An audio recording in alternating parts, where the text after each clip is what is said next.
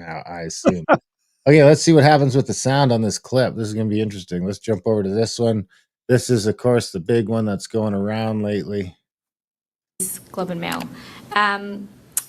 My colleagues have a story today about a Liberal candidate's relations with China-friendly groups and a meeting that you also held with a pro-Beijing group. So my question is, why did you meet with this pro-Beijing group, Jiangsu Commerce Council of Canada?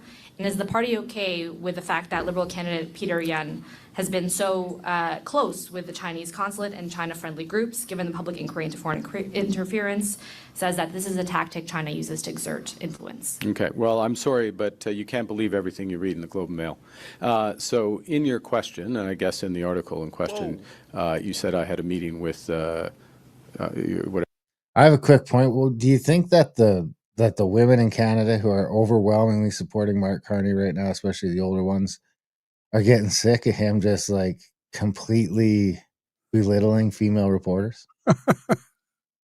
I don't know, because I'm not a chick, but this is the sort of stuff that women tend to pick up on that would completely miss me. But I've noticed a pattern that whenever he's a real prick, it's always a chick. Wow. Yeah.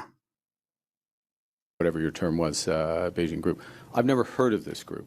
Okay. Never heard of this group. Okay. Certainly didn't have a set-up meeting with this group. Okay. Full stop. So check your sources before you Full write stop. things like that. Okay? Or your colleagues do. I'm a politician.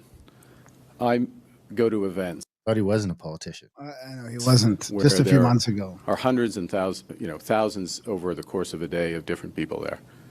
That is not a meeting. If somebody happens to be in the room, takes a picture with me, that's not a meeting. Okay? First point.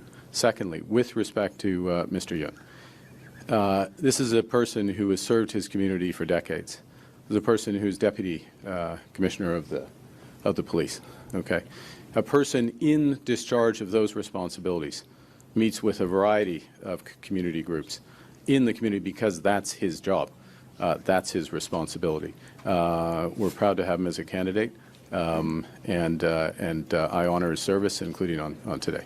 Thank you. Monsieur. Qu'est-ce qui se passe? Ça marche? Okay, so that's enough of that one. Let's jump over to this. But are you gonna? There was a pretty good deconstruction on that he's lying. Like, oh, is that where you're going? Yeah. So this has been scrubbed from the internet. So okay. This I had to go to the Wayback Machine. I actually had to go to Web Archive. You have to get the original URL that's been scrubbed, and then if you go to the Wayback Machine, you can go. And when they delete it, it automatically makes a copy. I don't know how it does it, but it does it. So I was able to find this site and change it to English and go back to April 10th, right before they deleted it, which was, of course, yesterday. Yesterday. Oh, my God, dude. So this is from the people that said they met with him. Let's just see what it says. I had to switch it from Chinese.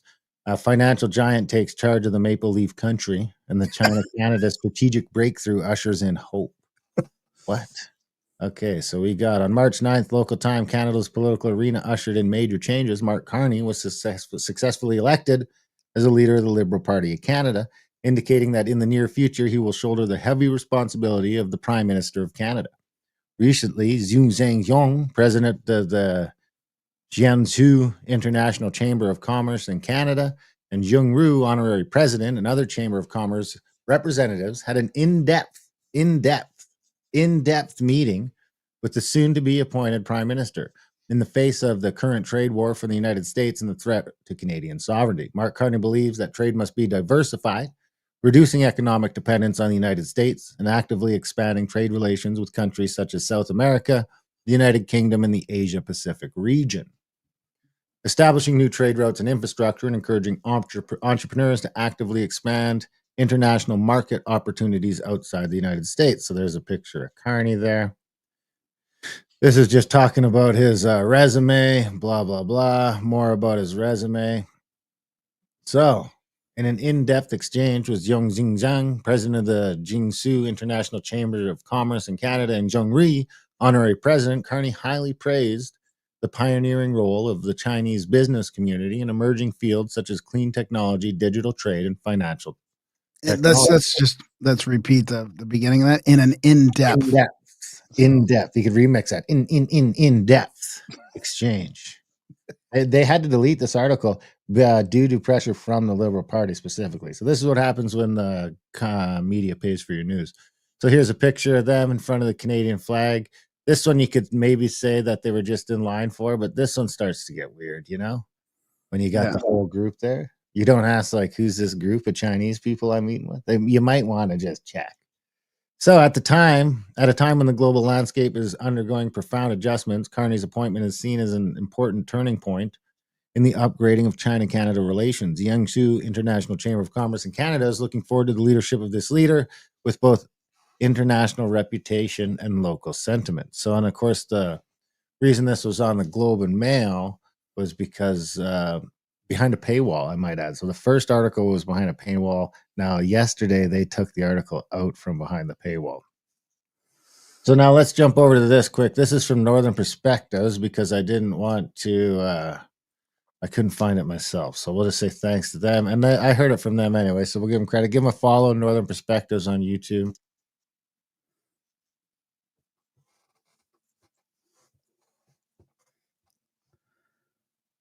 It's not up yet. What? It's not playing yet. But I said share this tab instead. God. Yeah. Uh-oh. And this is their Google experiment too. This is the Google experiment. Okay, So, there we go. let's try this again. Take a look. Today on the campaign trail, Liberal leader Mark Carney faced some scrutiny over photos taken of him with members of the leadership of a pro-Beijing lobby group. This is a photo that was posted to the Jiangsu Commerce Council of Canada's website. That is Mark Carney with the president of that organization. There were several others posted from the same event. Now, the Globe and Mail first reported about these photos this morning, and later at his press conference today, Mark Carney was asked about them. Here was his response. You can't believe everything you read in the Globe. So we'll Hey, skip Robert that. Fife. Oddly enough, he is the Ottawa Bureau Chief for the Globe and Mail. He happens to be here along with Mia Rabson, the Deputy Parliamentary Bureau Chief of the Canadian Press, and Joël Denis Bellevance, the Parliamentary Bureau Chief for La Presse. Okay, Bob, I do want to talk to you about the story you wrote with Stephen Chase. You saw the Carney comments there. Before we get to that, I do want to show a statement from the Liberal Party about the photos. This is what they put out.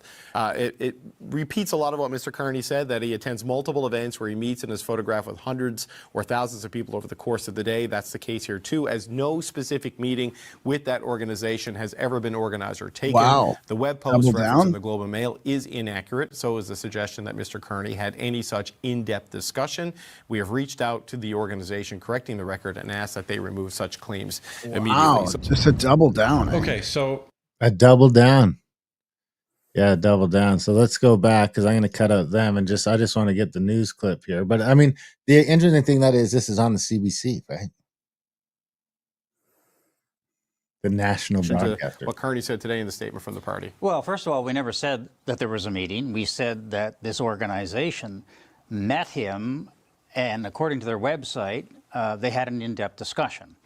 That's the story, and which, by the way, that wasn't the focus of the story. The focus of the story is on the Liberal candidate in the riding that was replaced by another Liberal Etobicoke MP. North, I think, Etobicoke, yeah. no, it's Union Market. Markham Union. Yeah, sorry. My apologies. And this man named Peter Yen is a former deputy police chief. We checked him out, and he is being connected to Beijing-friendly organizations, including this organization who met with Mr. Carney, and repeat the lines of the Chinese Communist Party. The other groups that Mr. Yen met with were the Chinese Freemasons, which talks about annexation of Taiwan. He's been celebrated and had many meetings with the Chinese consulate, which we now know from the public inquiry into foreign interference that the Chinese consulate is the key organizing body for all of these proxy groups that try to influence politicians. So that was the point of our story. But here's the thing I want to talk, and I'm glad Mr. Carney raised this, because here's the reason why. This same group, if you go to the website, after they met him, they wrote a laudatory thing about how great Mark Carney is, how great he is and going to improve Chinese-Canadian relations. So what did we find out on Monday? The site committee, which looks into federal election interference, said that WeChat and China has been trying to mold public opinion involving Mr. Carney. What are they molding? nice things about him, what a tough guy he is, how he can take on the Americans. So I guess the point here is, has anybody learned anything from the foreign interference inquiry or not? Can I ask you about that? Sure. Because I've been hearing a little bits and pieces of that, and I wanted to ask you, like, what I don't know if I really think it's such a big deal, this accusation about the WeChat, how they said good and bad things about Carney, but in the end they're supporting Carney and this is foreign interference. And then I'm like, what can I just ask you seriously, what is the difference between that, what's happening there, and the CBC and our Canadian media that's funded by the government, like railing against Trump and being all anti-Trump and orange man bad? Like, is that okay? But they can't do it from against Canada or for their political thing. Like, I mean, why is one considered interference and one not? Well, probably because that we know that there's at least a dozen representatives that are wittingly or unwittingly under the influence of the Chinese Communist Party right now. And then we also have the fact that they've lent Brookfield, Carney's Brookfield, like 6 months ago, $500 million, a third of $1 billion, to rent out to refinance a building that has a 25% vacancy rate. So you have these sort of weird things like that it starts to seem greasy. And I mean, I think that's the real difference, is that media is one thing, but in China, the WeChat thing is a bit of is probably less of a scandal than some of the other stuff. But That's kind of what I'm getting at. Like last time when it was, I think it is. It's just more and more and more and more and more. And the basis of this is the fact that the dude that they've put in that in to replace the last guy seems to be more influenced by China than the last guy. okay. Yeah.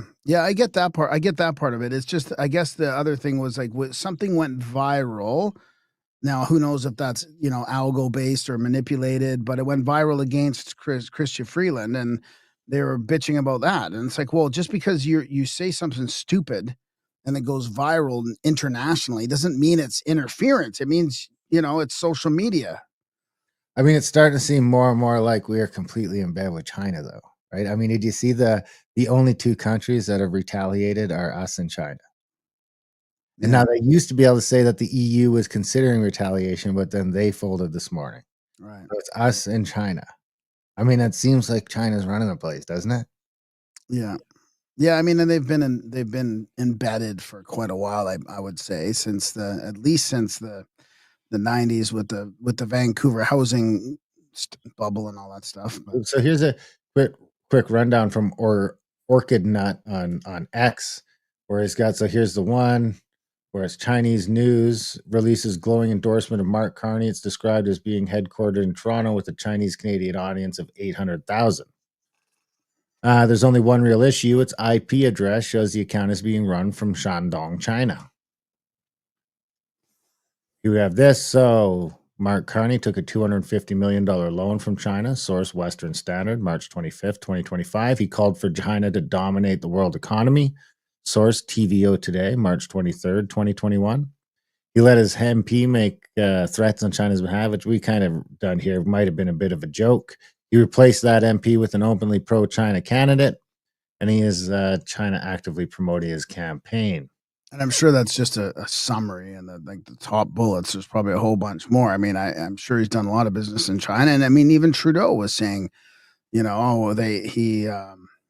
he appreciated China's totalitarian ability. So here's the because they say that United Front is all a front for the Chinese Communist Party. It's like a foreign influence department. So here's Mark Carney at his Richmond event hosted. This is from January by Trudeau Liberal MP Parm Baines. He is posing with Vindic Fu of the Canadian Community Service Association, one of BC's main United Front groups. And then the last one, China allegedly interfering in Liberal leadership race. Beijing is targeting Chris. This one you were talking about. This is from February 7th. Beijing is targeting Chrystia Freeland. But guess who is in China cozying up to Xi Jinping 10 months ago, Mark Carney. There's Carney and Xi. And Putin, is that Putin? Man, Carney might be in with Russia.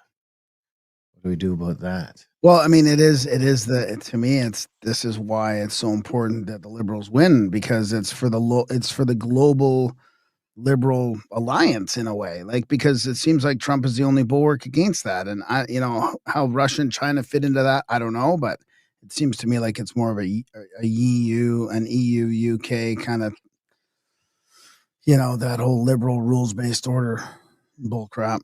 Here's some more where Carney says he has no idea why Beijing's information operation praised him. Liberal leader Mark Carney said he doesn't know why an information operation linked to Beijing by security authorities would have sought to cast him in a positive light.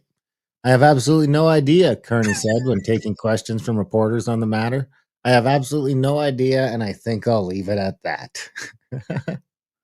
The site task force assesses that the foreign state-backed information operation was intended to influence Canadian Chinese communities and look to mold perceptions about the candidate, Carney.